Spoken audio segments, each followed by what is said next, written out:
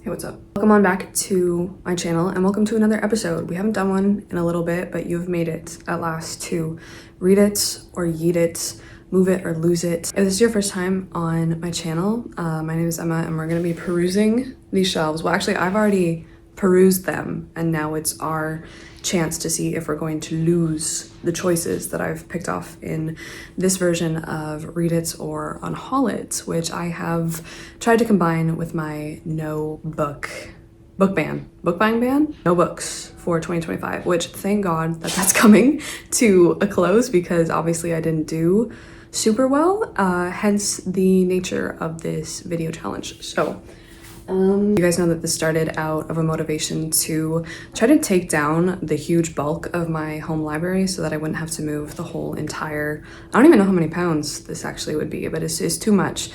So that I wouldn't have to move it across country when I was supposed to be going for grad school. That has been put on hold for at least the first semester, unfortunately, for health issues, which you're gonna see in this vlog, I'll tell you what. But that does mean that we get to do more of these episodes, which I do love filming very, very, very, very much. If this is your first rodeo, don't worry. You're gonna figure out how to ride the horse very quickly. It's very self-explanatory. So we do have a couple things to update you on before we begin. Let's start with the book pile of shame, the pile of shame of books that I wasn't supposed to buy on my book buying ban, but I have, or ones that have been gifted to me. I have included books that have been gifted to me during 2025 on the pile of shame simply because my main goal is to not put anything on the shelves. In fact, is to take things off of the shelves so that my packing boxes don't weigh so much, okay? Every episode, like basically since we've started this series, for some reason the pile has maintained a good 13 books every single episode. Put some back on the shelves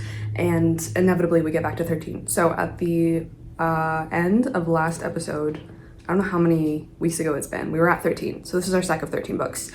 We do have to add to it. I don't think we've had a video yet where we haven't had to add to it, and that's my fault. It is my fault. Where should I put this? We have 6 books to add to the stack, which is not ideal, although half of them were gifted to me and then the other 2 I did buy myself. I've discovered well, it hasn't been wonderful to me yet, but I'm assuming it will prove wonderful. I've discovered the wonderful world of Star Wars novels. Star Wars is like, you know, I bought 2 books over the summer. One of them I've already read. It tragically was just awful in my opinion. So we have Brotherhood by Mike Chen. This was supposed to be a novel about Anakin and Obi-Wan, as you can see, during the Clone Wars. So many complaints about this. This is not the place to talk about it, but we do have it on our pile of shame. However, I've already read it. So we checked it off. We can put it back on the shelf at our earliest convenience once we take something away. And then the other book, which I'm so excited and I hope is miles better, is Darth Plagueis by James Luceno. Oh, we're matching. It smells so good, and also these are like some of the floppiest paperbacks I've had the joy of coming across. So we have our 2 first Star Wars novels that I now own. I'm so happy about these. I do not regret buying these for a second. I'm gonna be cracking this bad boy open when I have time, which I don't right now, but that's okay.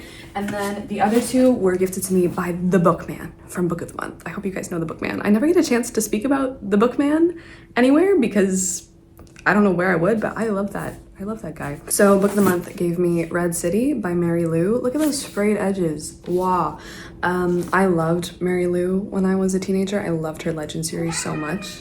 Yeah, I did. So I'm very excited to try her new work that has just been released this year. It's really pretty, I think. You want to say hi? You want to say hi? Who's that? Oh my gosh, we got to take some books away, Kelsey, because we need to fit you in the box. Yeah, you're coming too. Do you know that? Look at your new face. Okay, great. And then the other book is this one. Okay, the other book I got was Hazelthorn by C.G. Drews. This one also looks really cool. This one is a horror, a botanical horror, and I think there's also a romance between the, you know what? This is not the place really to tell you the synopsis. Doesn't matter. It looks cool as heck. Do you want to go down? So that's the other one I got. These 4 are going to be added to our big stack, so that takes us up to 17 books to get back on the shelf by taking 1 off of the shelf. To maintain some kind of balance in the forest, this is what must occur, but obviously the big goal is to get just as many books as we can to a new home. If we don't like them, just if we don't like them. If we like them, obviously they're staying. Now that we have our stack news out of the way, I think that's all. I don't know if in this episode or the next one, I would like to do a general re-look over of the shelves to see if anyone can come off who may not need to be there, because I've had a few books that I've read over the past few months that I haven't loved. I just haven't decided if I want to part ways with them or not. So how this works, we have this mug, which is not full of coffee. This one is full of coffee.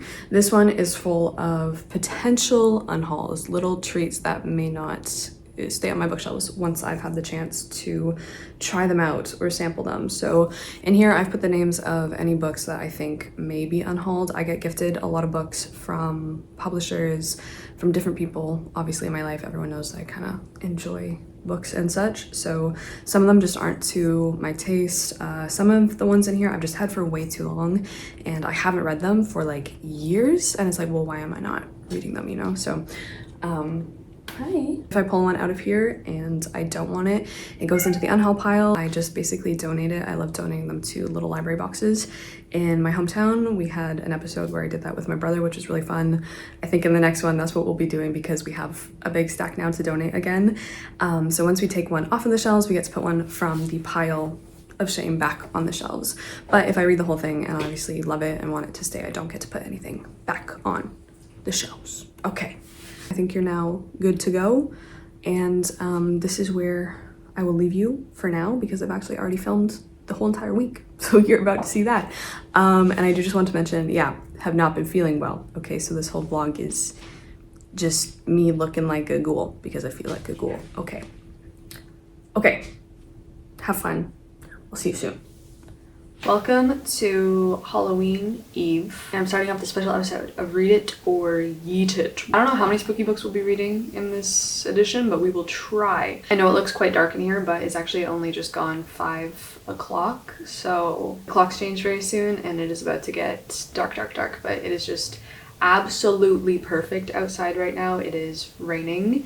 It's like mist, fog everywhere. I thought it would be a good time. I just made a cup of tea to sit down and finally start this Read It or Yeet It. I'm gonna be pulling out of our TBR jar that you've seen, but I'm just gonna pick book one or like go through any spooky books that I have on my shelf that I might unhaul once I finish reading them or halfway through. You guys know the drill. I picked Mina and the Undead by Amy McCaw off of the shelf a few days ago. I've had this book for like maybe 3 years now on my shelf, and I've been obviously saving it for every October that pops up, and I just keep putting it off and never picking it up. Mina and the Undead I think was actually given to me by the author, so big thank you to Amy if you're watching this at all. If you're out there somewhere, thank you so much. So incredibly grateful. I know there are at least 2 in the series out now. So this is a YA murder mystery. I'm actually already halfway through. I started this yesterday, so I flew through it. It's an extremely fast read, and it's set in New Orleans in 1995 during this time when the Fang Fest is going on. Thoughts so far, I think that I would have loved this to bits and pieces when I was a teenager. Like, I wish that this had come out back then, so I would have read it. I think this came out in 2021. I just loved it so much. I would have loved it so much as a teenager.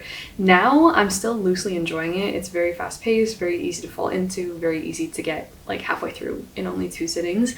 I'm not enjoying it as much as I know like 12-year-old me would have, but it's still fun nevertheless. Okay, and then as you can see here, my mic just decided it didn't want to hear me speak anymore, so it cut out. But here we are, and I'm still telling you about the book. So I think I was mentioning here that there are so many references to Interview with the Vampire by Anne Rice, which you guys know I love. So fun to see that. Mina is originally from England, and so is her sister Libby. But when their mom disappears, Libby also leaves Mina, kind of sadly, and Libby moves to New Orleans to start school.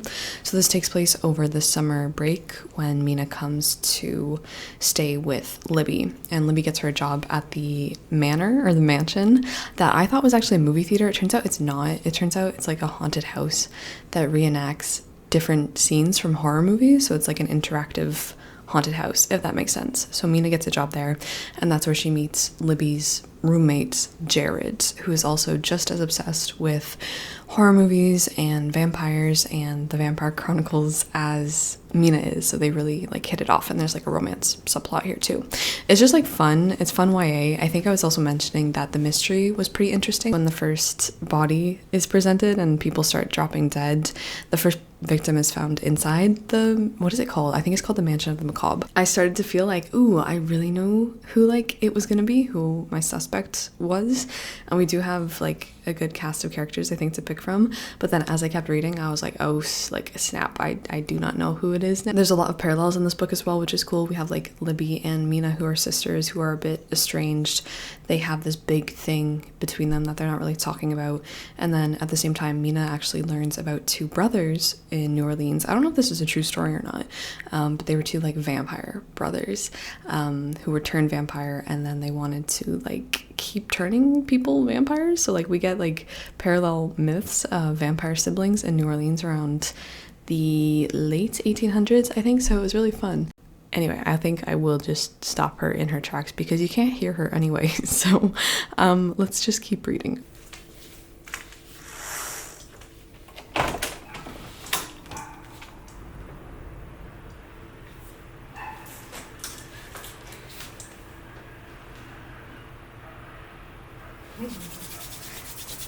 It's getting cozy.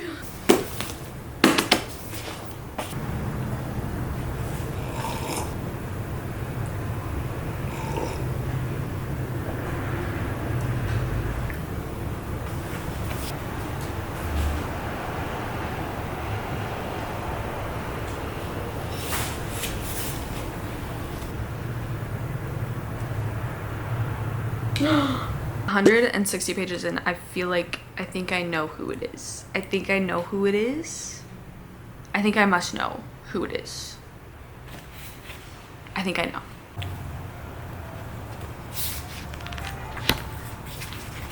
This is about to be, where are you?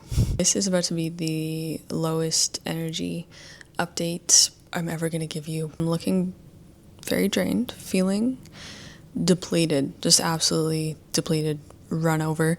Did not get to do any reading on Halloween. I actually had a not very good Halloween at all, okay? I didn't get visited by a vampire. Well, pretty close. Flo came to town. Okay, Mrs. Flo paid me a visit. Yeah, just absolutely knocked out by my period. Spent the whole day, Halloween day, in bed. No reading was done. Someone else knocked on the door. Mrs. Migraine has arrived. Anyway, that is all to say that I did not get any Halloween reading done, and I think it's been about like 4 or 5 days since I've updated this vlog because it just like, yeah, sucks the, where are you?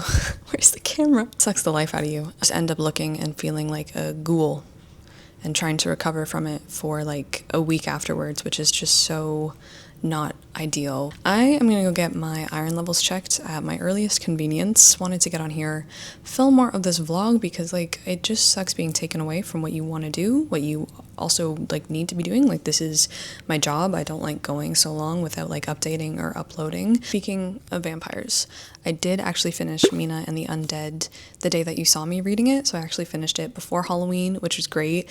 I finished it when I just like sat down and I was like, I'm just gonna finish this thing, find out what is going on, who like the killer is in the mystery, and I ended up having a really good time. So I'm glad that I got like some Halloween reading in, and I ended up finishing the whole thing.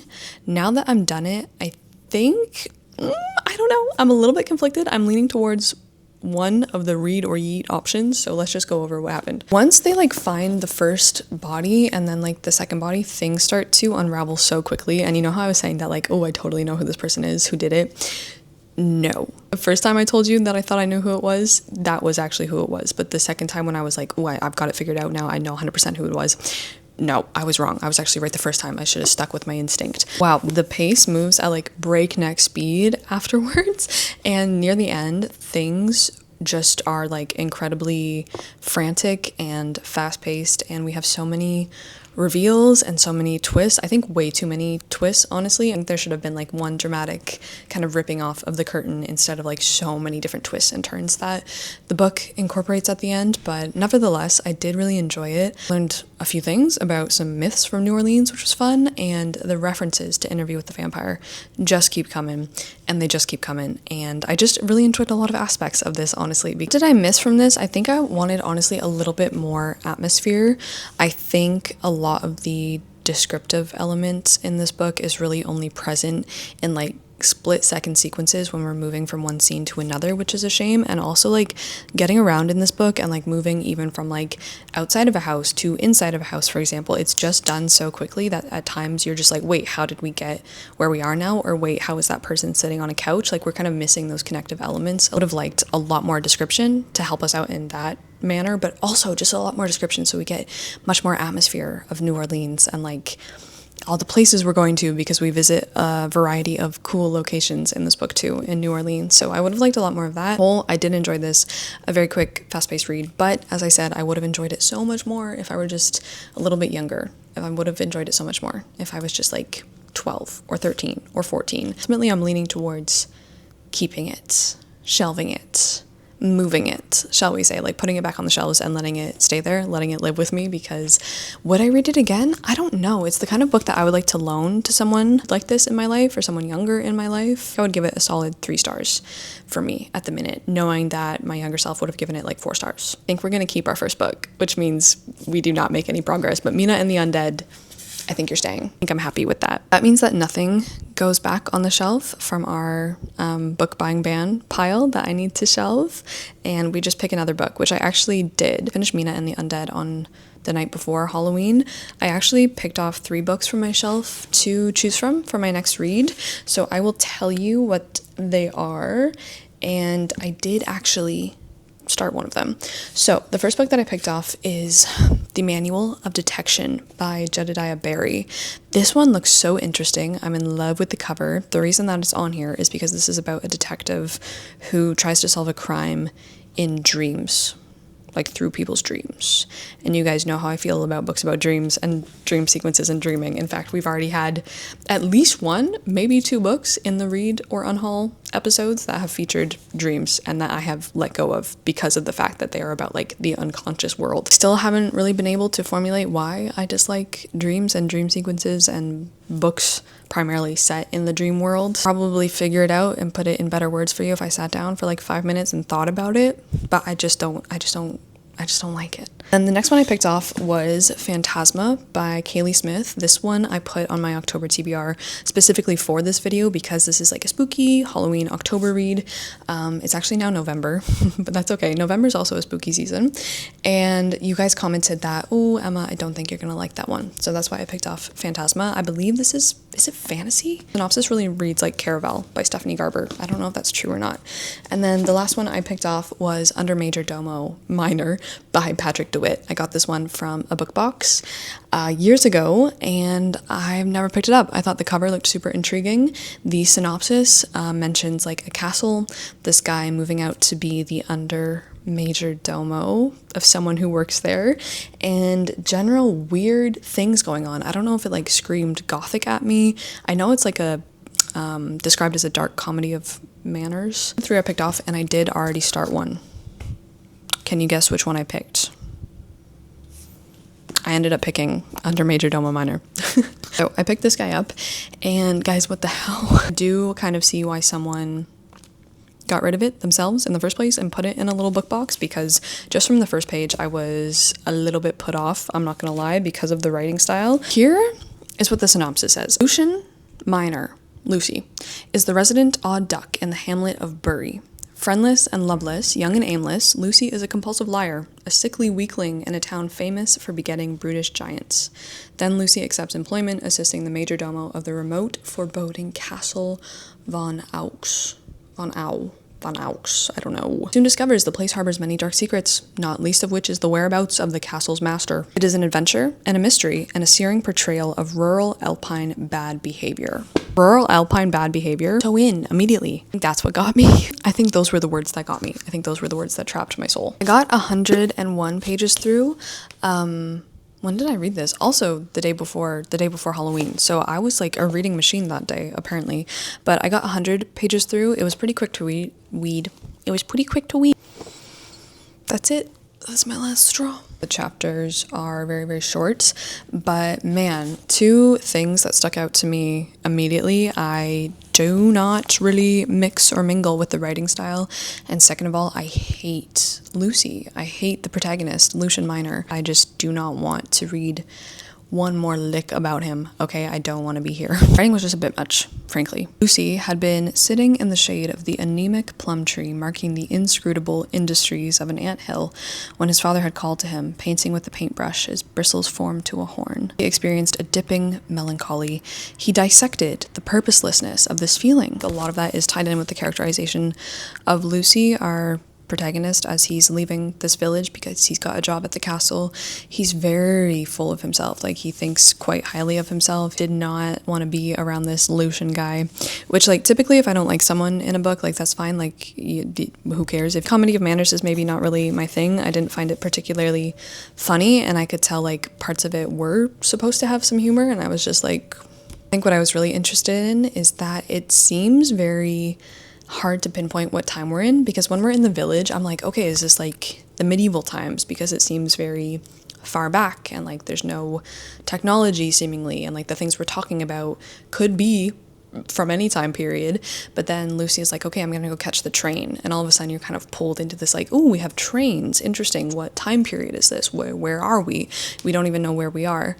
And when he gets to the castle, there's like this war going on at the castle between two groups of people. The castle is very like run down and shabby, and a lot of it was reminding me of the Grand Budapest Hotel. Just so nostalgic for an earlier age and a golden age, maybe, shall we say. And I was like, ooh, okay, we're also in the Alpine regions. There's mountains. We're staying up at this old damaged castle. The Baroness is missing.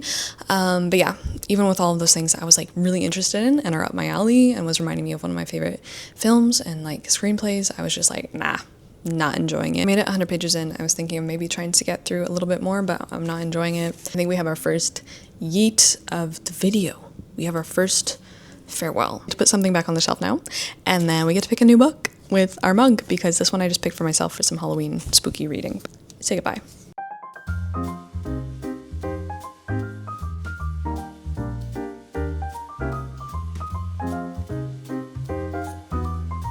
Here's our stack. I recently finished Heat of the Everflame. Desperately would like to get it on my shelf, and just frankly out of sight. Really quite upset with it. Did not enjoy my time with this. Look at how long it was. Over 800 pages. That's terrible to not enjoy your time with like an 850 page book. But here we are. This one is gonna go on the shelf next to Glow. Should go. Look at that. Yeah, that looks so nice. They do look very nice together. I just wish this had been a good book. It's so upsetting. Should I unhaul it? I don't know. I don't know. I'm so upset. But it does look very nice. Wait, can you even see that? I'm sorry. Oh, was that out of focus the whole time? Here, if it was, watch this. Ooh. Ah. So satisfying. Okay, here's our mug. I did add in Phantasma, so that's a new one in here. We still have a lot to get through. There's definitely some in here that I don't want to pick. I do not want to come up. Let's go with this one. What is it? What does it say? Aesthetica? Aesthetica! Interesting. Okay, you can see that. So it's on the shelf, which continues with my hardbacks, and it's right here. Hi. I don't know if we've had this happen in an episode before, have we? Where I literally read the first 2 pages of the book, and I'm like, I am gonna read this whole thing, and I'm gonna underline stuff, and it's not gonna be a yeet. Have we had that happen yet? Where I immediately know that I want to read the book, that I want to keep the book, and I'm like, what do I do now? Like, what is the protocol, people? Do we just read the whole thing now and like confirm this hypothesis? Do we put it back on this shelf? What I decided to do is just keep reading, like keep going ahead with it. But let me tell you first like what this is and why it's even here in the first place. So this is Aesthetica by Allie Rowbottom. This one was gifted to me by Aardvark Books this year's, maybe 2 years ago, potentially, maybe 2 years ago, that sounds about right. And it's very short. It's a beautiful hardcover. It's on this list because it's topic matter that I probably normally wouldn't gravitate towards reading about on my own. And if I did, it kind of has to be handled in a very specific way for me to enjoy it. It's definitely topic matter that makes me personally like deeply uncomfortable, queasy, and just like not in a great headspace. And that's why I was kind of scared to go into it. I was thinking maybe I just wouldn't enjoy it very much. It wouldn't be my cup of tea. But wow, I can tell that like she's gonna be talking about some stuff in here in very specific ways that are gonna be so gut-wrenching. And how many pages did I actually get into this? So I got 60 pages in. I got to chapter 6. So far it's just hooked me. I've been like outlining or underlining, sorry, something on almost every single page, putting a few like annotations in the margin. It's just been really good so far. What it's about, let's start with the title. The title refers, I'm sorry if you can hear someone drilling. Someone's been drilling all day. They're gonna hit the Balrog eventually. Aesthetica is a very modern new surgical procedure that basically undoes every single procedure that you've had before, like cosmetically. So if you've had Botox, if you've had lip filler, if you've had a facelift, Aesthetica promises to undo all of that and get you back to your original face the way it would have looked if you had aged without procedure or medical surgical intervention. So very new technology. Our protagonist, who's 35 at this point, is going to get Aesthetica, going to get the Aesthetica procedure. Flashback 15 years and we see everything that leads her up in the first place, like getting all of these surgical enhancements, I guess. We see her getting these, and then of course her coming to the decision to ultimately get this procedure. We follow Anna, and she is an Instagram model. She moves to LA and she's trying to make it big as like an Instagram model so that she can pay for her family bills. Like it's just her and her mom, so pay for their family home, their bills. Her mother is a very sick woman, and so she's trying to make some money to care for her mother. She's also just trying to fill this hole inside of her. Like her dad left them when she was young. She has a lot of trauma going on. She's trying to like make it big on Instagram by basically doing anything that it takes. It leads her to a very powerful man, I guess, on the Instagram managing scene, who becomes her manager among other things, and it just leads her down some really awful pathways, frankly, in pursuit of like fame and followers and ultimately money and power. But it's coming from a good place. It's so hard to read.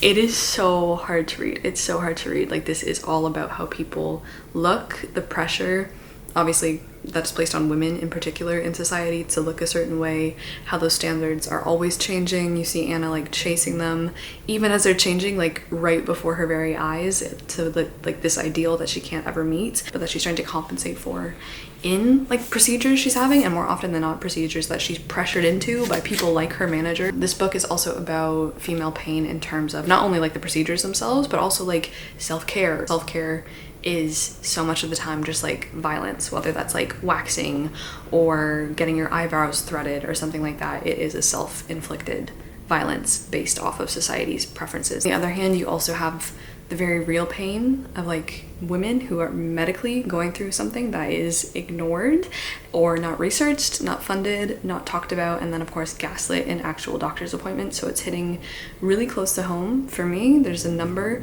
of women in Anna's life who are going through something.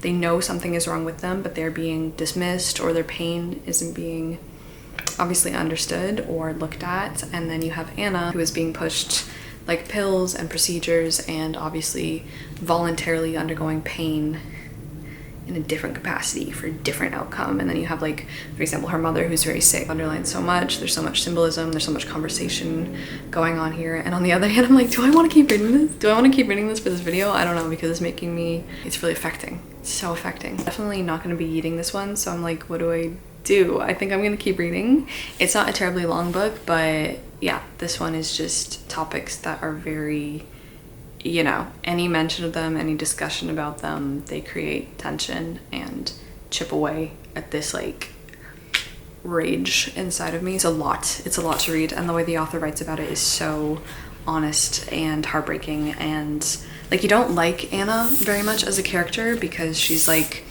chasing after this fame and doing all these incredibly dangerous things, pushing her mother away, but also on the other hand, you understand her completely. You understand the position she's been pushed into, and it's just so hard to watch. It's so hard to watch. It deals a lot with social media, obviously, because you get so much of Anna curating and creating her Instagram page to be an Instagram model. I'm curious to see where this is gonna go, because from the get-go, we know that our character has elected to undergo the Aesthetica procedure, which is going to erase, hopefully, everything she's put her body through in the past to restore her to like the woman that she would have looked like without all these things. So anyway, that's that one. I don't think we've had this happen yet, have we? We're like immediately, we've known that we're going to be keeping this one, that we're not going to be unhauling it, and that we're probably going to give this like at least a 4, maybe a 5-star. I don't know. I'm glad that we pulled it out of the jar, so I think maybe I could finish this today. I think I might tab this, and I might do some more like underlining and just like doing all that jazz. So let's grab, I got a new highlighter. I'm very excited about my new highlighter.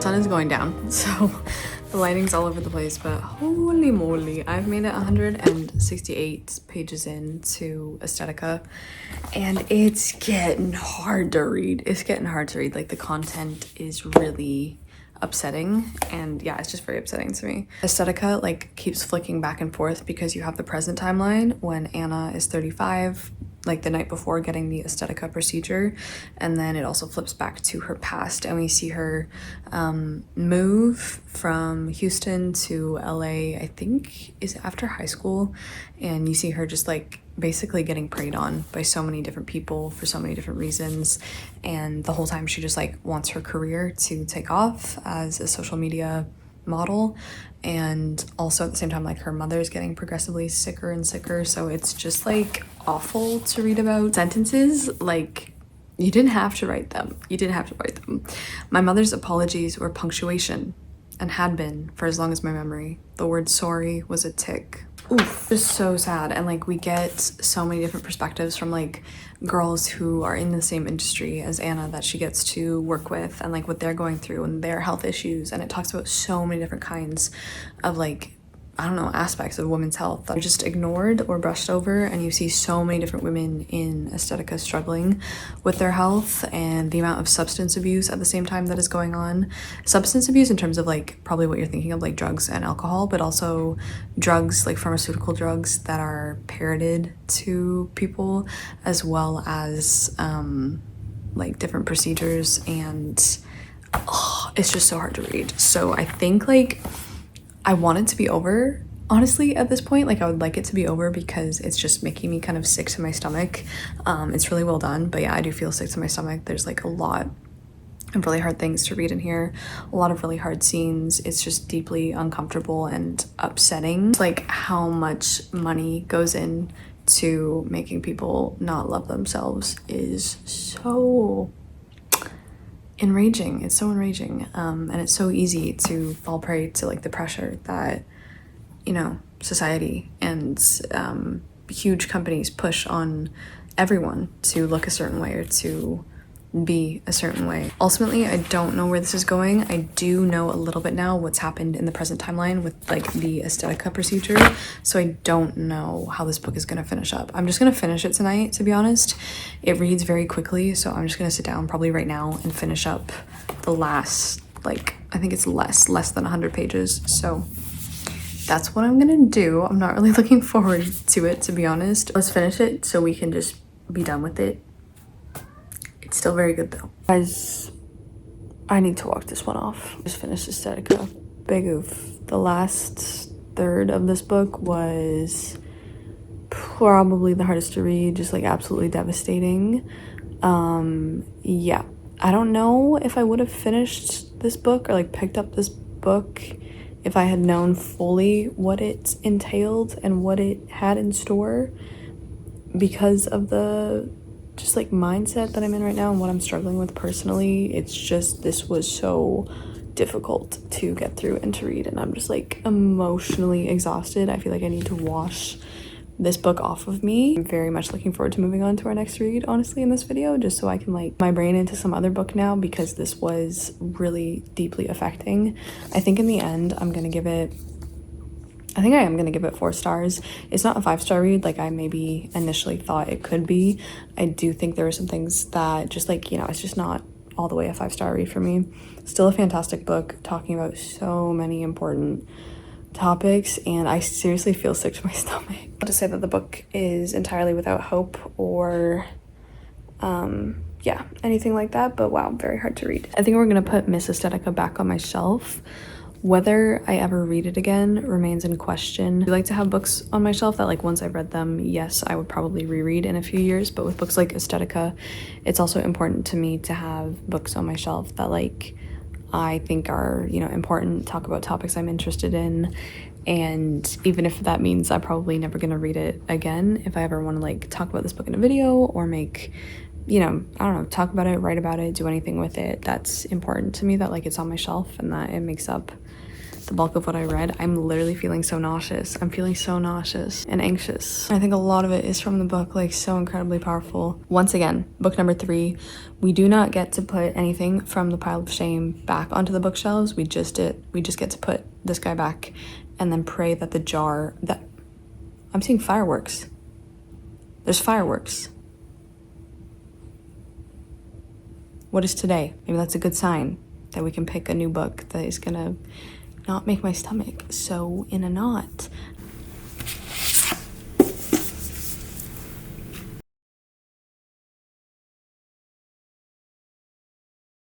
It's 10 p.m. right now, but I am gonna try to read a little bit of whatever the jar has in store for us. I believe whatever I pull out of this jar will be a nice, fun read.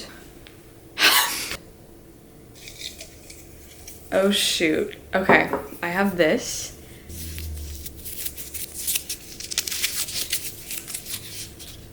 I can't even see. Hot tub, no God in the dark.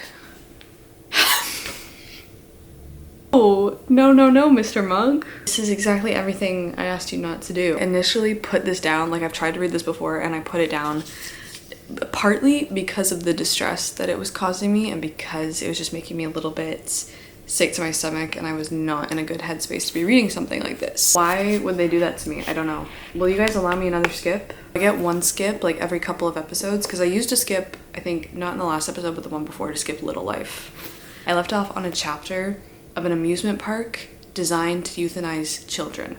Okay? Absolutely not tonight. Let's try that again.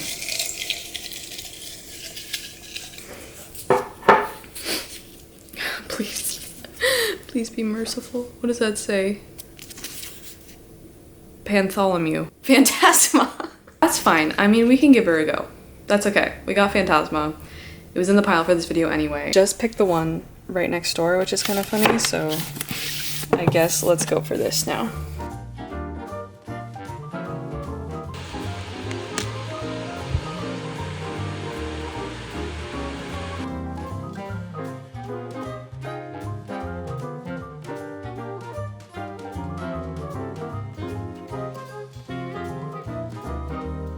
Oh boy, this is something else. I am so tired, guys. I am so tired. So, it is the next day. I don't think I had any nightmares last night, and if I did, I don't remember them from Aesthetica. The sleepy time tea really worked wonders. It really worked wonders. The book that I started after Aesthetica was just like exactly what I needed in terms of a palette cleanser to just like refresh, and yeah. trying to move on from the horrors of that book. So I've started Phantasma. Where did I put it? Phantasma by Kaylie Smith. I think we just had a whole conversation there. I'm 168 pages into Phantasma. Let's put this back on. Kind of funny, this is the second book in this video that is set in New Orleans, and not only that, but it's about two sisters in New Orleans and an absent mother, which was also Mina and the Undead, so that's funny. This one is not set in 1995. I feel like we're set in the 1920s.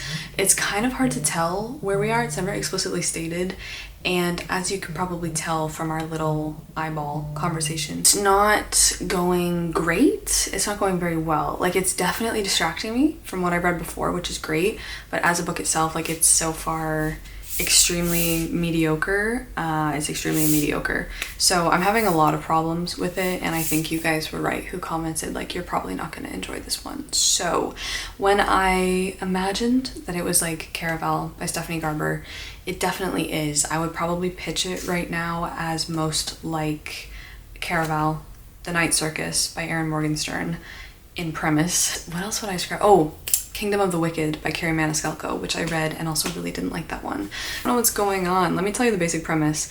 We have two sisters, Ophelia and Genevieve Grimm. So we have the sisters Grimm. That's not even... Anyway, they come from a family of necromancers. So I guess in 1920s New Orleans, it seems like it's generally accepted that necromancers exist along with a variety of other paranormal beings like vampires and ghouls and poltergeists. There's like a whole system of it. We have shapeshifters, we have familiars, we have ghosts, we have vampires, we have witches, specters, seers, and necromancers. So Ophelia is a necromancer. The book begins when they find their mother dead quite suddenly, and all of a sudden Ophelia, as the eldest daughter, she's in control now of the family business of the Grimm necromancy manor, and she and her sister Genevieve are trying to figure out what to do. The introduction to this book moves so quickly, like we really aren't able as the reader to get a firm foothold in the world, I don't think, before we're kind of ripped away into the main event of the plot, which is Phantasma. Phantasma is a game show. The two sisters find out that they are in fact broke when they thought, you know, they had an estate and family riches. Turns out they don't. So Genevieve, the younger sister, decides that she's going to enter into Phantasma, which is basically like a Survivor? It's Survivor. It's 1920s New Orleans Survivor with real ghosts, real devils from hell, and all of the paranormal creatures you could imagine, I guess. Ophelia doesn't know her sister's entered, and so when she finds out, she's like, oh hell, I have to go save her. So Ophelia enters Phantasma as well. Phantasma is set in this like huge gothic manor house in New Orleans. It seems to me that the setting, other than like just using New Orleans as like a place where it's generally known that spooky things happen and like there's lots of mythos surrounding it, and this is like where you would set kind of a book about vampires or something like that, the setting doesn't really matter, because for the whole book we're just in this one mansion, and it doesn't really matter where we are because we're just in a gothic mansion, and Phantasma itself, the game, the events, the surviving competition, I guess, moves around the world. Yeah, I was excited when I opened it because I was like, oh hell yeah, we're back in New Orleans. I was just here, got a ticket back, we're back on the ground, we're gonna be like running around, this time seeing it in a different decade, and that's definitely not the case. So if you're looking for another book with that New Orleans atmosphere and the setting is super important, Phantasma isn't that yet, because it seems like the whole book is just gonna be set in the manor. Number one, the logic of the world does not seem well set up for the reader, and as the reader it's quite hard to get a hold of the world and of the logic of the world, because I'm questioning, I have a lot of questions, I'm a little bit confused. The public generally accept that there's necromancy because we know that lots of people go to Ophelia's mother for necromancy jobs. Tons of scenes where Ophelia is using magic all of a sudden, which is just like, oh, okay, I guess we can just do some kind of magic. We do get some explanations later, but it's just a world where I'm kind of not on my feet. I don't have my footing in it, and I'm a little bit confused about the rules and just generally where we are in time and what we're doing. We get into the doors of Phantasma, like the Gothic manor, so quickly. I think it could be really cool, and there are things I like about this book, which I'll get to. But basically, the manor is split into different teams, so it is very much like Survivor. We have different groups of people who are put together in different wings of the manor to compete until basically whoever is left gets to level 7. Like, the stakes are very high. People die, people forfeit all the time, they cave in and they tap out, and Ophelia has already sustained a bunch of injuries from just being here. The prize though, and why so many people enter Phantasma, is because if you win, you get to make a deal with one of the devils from hell. I think they'll give you basically whatever you want. There seems to be as well all these hierarchies of devils, like from hell. Like, hell is very much a place that comes into our world, sets up these game shows for themselves, I guess. I think in terms of characterization, world building, all of that, we didn't get a good foundation of what is going on before we have this scenario and this situation set up that begins. So you get your little cohort, and then you basically get taken through levels which emulate the levels or the circles of hell. So each challenge or each level is based off of something from one of the 9 circles of hell, and then they have to survive a challenge in such a way. So it's fantasy, it's also romance, because Ophelia meets this guy in the manor whose name is Blackwell. I think that's so far all we know him as, is Blackwell. And they strike up a bargain with each other to help each other out in Phantasma. Yeah, I've just been rolling my eyes a lot. I've been cringing a lot, unfortunately. To be honest, the challenges are not written about in very exciting ways, and I've just been bored. The manor and the mansion is supposed to be really spooky, and I was actually really excited up until the page, maybe like page 100. The manor also tries to spook you and harm you in different ways, because not only is like Phantasma the manor run by the devils of hell who do this for their own entertainment, trap mortals in a home together and freak them out until they die, I guess is just their pastime, which is fair. But there's also other spirits in the manor, because we have that hierarchy of ghosts, I guess. Not that fun. It feels like my 8th grade haunted house at like our fun fair, where just random stuff is happening and people are yelling, but people are also giggling, and it's just hard to take seriously. That's kind of what this feels like. This like could be something I would be really interested in reading. As this product, it's not, but I do like a lot of elements in here. So number 1, Ophelia has OCD, like pretty like severe OCD, and we see this a lot. And the way that it's manifested in like this fantasy setting, her being a necromancer, is really interesting, and I really do appreciate what Kaylie Smith has done with it, because it makes it this like almost entity in her head, kind of, yeah, monstrous, but also like the way that she views her OCD and the way that we see it portrayed in certain scenes is really powerful, and I really like that, and I like seeing how that affects her. And then what's done with her OCD in Phantasma, because as part of the right to enter into the competition, you have to let the ghouls or demons or devils, I don't know, I'm kind of getting lost with the terminology, rifle through your mind to find what you're most afraid of so that they can use that against you in the competition. And obviously for her, it's something I think to do with how her OCD manifests or why it manifests or whatever. I do like that, and I thought that was quite cool. The other thing I like is that we have a ghost cat named Poe. Okay, this ghost cat came on the scene and I was like, oh, ghost cat, that's such a wonderful name for a cat. I love that he's an apparition. I love that he's not a real cat, he's just this little ghostly guy. I really like Poe. I think what I might do 168 pages through is just flip to a couple of other scenes. When a book makes me want to skim, I know that it's kind of time to put it down. And also, this is almost 500 pages. It is 500 pages. I think we're gonna DNF. I will flip around here and there throughout the book to see what happens. Right now, it's kind of following a very predictable, I don't know, plot line where we have like a challenge happen. For example, we go through one of the levels of hell in the format of a challenge. We get out, we have like a romance scene with Blackwell, and then it kind of just repeats again and again. We have the stack out. I think you know what that means. I really didn't, yeah, I can't really say that I properly got really technically any further than page 168. Oh geez. I did read a number of scenes after that, like probably 3 or 4 or 5 different scenes from different places in the book.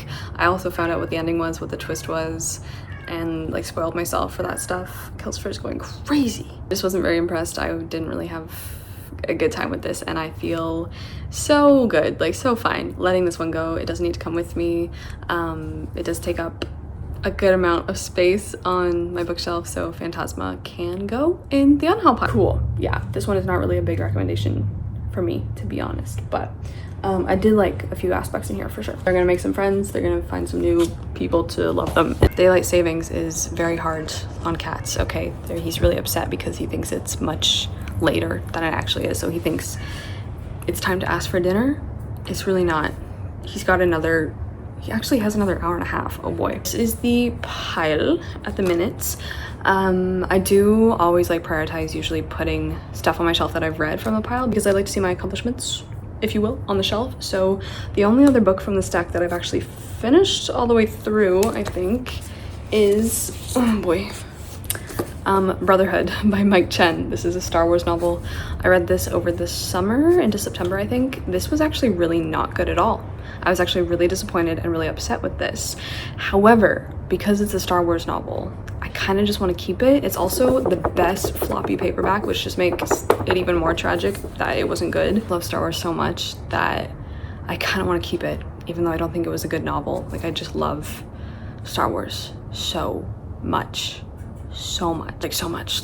Yeah, so much. I finished the whole thing, and I think we're gonna put it back on the shelf for now. I think ultimately I might have to do a reappraisal of the shelves and see if there's actually anything else that can come off, but that takes another one off of our pile here, so let's put this on and then let's pick our final book, our last book for the video. So this is the sci-fi section.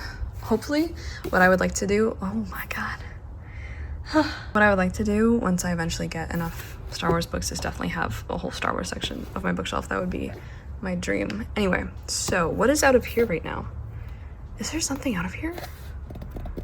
Yes. Oh, yes. Okay. I did a little bit of a shelf reorganization and I put a lot of my winter books in with my desk actually. So you guys that in a vlog, but anyway, I think this can just go right there now. Yeah, that is so satisfying. Look at that. Oh my gosh. There is our first Star Wars book on our shelf. Here's our mug. I have taken How High We Go in the Dark out, I think. So let's just pick our last book. Blood and Beached. Bold and Beached. Blade and Bastard. I think this is a light novel. I think this might be a light novel. That is a really funny title. Let's go find what this is. Okay, I think it's in this section. Yes, it's actually right here. Okay, this is Blade and Bastard. Warm Ash, Dusky Dungeon. Okay. Okay. So I think this one was gifted to me by the publisher as well. I don't know. I don't know if I'm gonna like this, let's be honest. Deep in the unexplored reaches of the dungeon, a corpse is discovered, one that shouldn't exist. After Yarumas is resurrected, his memories of life before death are gone, and he spends his days delving into the dungeon to retrieve the bodies of dead adventurers. This sounds like a video game, guys. It sounds like a video game, which is fine. That's actually really pretty. You know what? We're gonna give it an honest shot. Last update of the vlog. I did try to get into Blade and Bastard. Petit peu, okay. I only got 13 pages through this, and just like with a book like Aesthetica, where I can tell that I'm gonna love it within 2 pages, with a book like this I can also tell that I'm really not gonna enjoy it within 13 pages, and that frankly I'm just not the audience for this one. So when I was like, oh, this really sounds like a video game, it turns out this is actually a tie-in novel to the game Wizardry. Basically reads like a Dungeons and Dragons campaign, and I was just like, you know what, I would much rather go and play D&D with a group of people than read a book like that, so I don't want to read this whole thing, and I think I am just so good. Also letting this one go. Blade and Bastard, last book of the video, book 5. I think I'm just gonna DNF and YEET, which I actually have the box right here, so let's put some books in this box. I think the one that I would like to get on the shelf next is this one. This is Winter by Adam Gopnik. I got this one in BC, and obviously I would like to have it on my shelf because I've been grouping together all my winter books. I've been preparing for my favorite time of year, and I would really like to get to this one. I don't know this winter, but I would like to put it on the shelf with the rest of them. So I think we're gonna shelve Winter, Wow, look at that theme. Look at that color theme. These are all the books that we got through in this episode. We got through 5 once again. So we had 1, 2, 3, 4. Actually, 4 of these books were gifted to me. Majordomominor I found in a little book box. A fair bit of Halloween reading done as well, which is nice. We had Mina and the Undead by McCaw. This one I ended up giving 3 stars. I did enjoy this and I decided that it's gonna stay with me because I don't know if I want to read it again. I saw there's 2 more books out actually now in the series, and I would just like to keep this with me. And then the best book of this video was, of course, Aesthetica by Allie Rowbottom. I gave this 4 stars. I've still been thinking about this, and it's still making me so a lot of comfort in knowing that books like this are being written about these issues. So anyway, that is that one. I do recommend, but definitely I know what you're getting into, I guess, because I didn't really know what I was getting into, but this was really, really great, and this is definitely going back on my shelf. And the 3 that we DNF'd and unhauled, we had Undermajordomominor by DeWitt. Let's put them in the box. Ooh, incredible. We had Phantasma. This one that I've been thinking about, and I'm actually really upset about it because I really wanted to enjoy something like this. I felt like I needed a fantasy book that was going to be fun and that I could just sink into and kind of forget about everything. I just wanted some escapism like this, and the fact that it really was not very good, and the romance was just like, it's very insta love as well, so if that's not your thing, that's kind of the romance vibe in this one. When I put it down the day after, I was just like, ooh, you know what? I really needed that. I really needed a book like this to be good, and I just did not enjoy it very much, but that is that guy. And then the last one, of course, Blade and Bastard. Did not get very far through this at all, but that's okay because I know, you know, what I like to read. That is 2 slips removed from the mug, 3 books off of the shelves, 2 books read and put back on the shelves, and then 3 books taken off the pile of shame and put on the shelves, which means that our final count for our big pile that still needs to get back on there, 1, 2, 3, 4, 5, 6, 7, 8, 9, 10, 11, 12, 13, 14. This is where I will see you next time. So thank you guys so much for being here. I will see you in the next video. I hope you guys are doing really well. Kelsper says to have a great day. Ciao.